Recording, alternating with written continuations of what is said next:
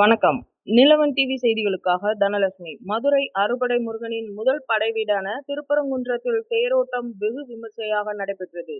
திருத்தேரில் சிறப்பு அலங்காரத்துடன் முருகன் பக்தர்களுக்கு காட்சியளித்தார். வெற்றிவேல் முருகனுக்கு அரோகரா என்ற விண்ணை பிளக்கும் கோஷத்துடன் தேரை வடம் பிடித்து இழுத்துச் சென்றார்கள். இதில் பல ஆயிரக்கணக்கான பக்தர்கள் கலந்து கொண்டார்கள்.